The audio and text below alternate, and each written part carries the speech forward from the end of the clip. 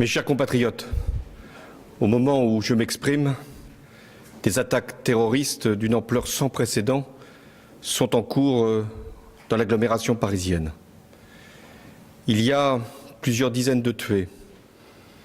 Il y a beaucoup de blessés. C'est une horreur. Nous avons, sur ma décision, mobilisé toutes les forces possibles pour qu'il puisse y avoir la neutralisation des terroristes et la mise en sécurité de tous les quartiers qui peuvent être concernés. J'ai également demandé qu'il y ait des renforts militaires. Ils sont en ce moment sur l'agglomération parisienne pour être sûr qu'aucune attaque ne puisse de nouveau avoir lieu. J'ai également convoqué le Conseil des ministres. Il va se tenir dans quelques minutes.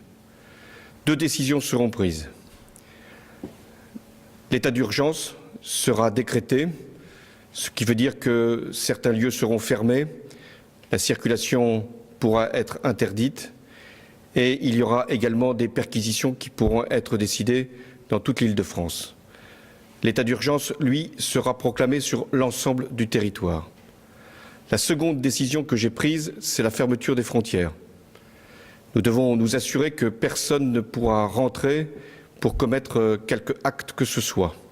Et en même temps que ceux qui auraient pu commettre les crimes qui sont, hélas, constatés puissent également être appréhendés s'ils devaient sortir du territoire.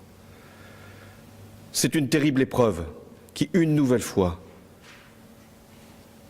nous assaille. Nous savons d'où elle vient, qui sont ces criminels, qui sont ces terroristes. Nous devons, dans ces moments si difficiles, et j'ai une pensée pour les victimes, très nombreuses, pour leurs familles, pour les blessés, nous devons faire preuve de compassion et de solidarité. Mais nous devons également faire preuve d'unité et de sang-froid. Face à la terreur, la France doit être forte, elle doit être grande, et les autorités de l'État fermes, nous le serons. Nous devons aussi appeler chacun à la responsabilité. Ce que les terroristes veulent, c'est nous faire peur, nous saisir d'effroi.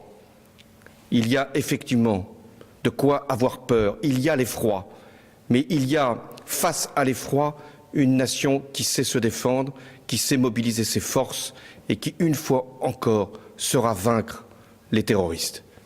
Françaises, Français, nous n'avons pas terminé les opérations. Il y en a encore qui sont extrêmement difficiles.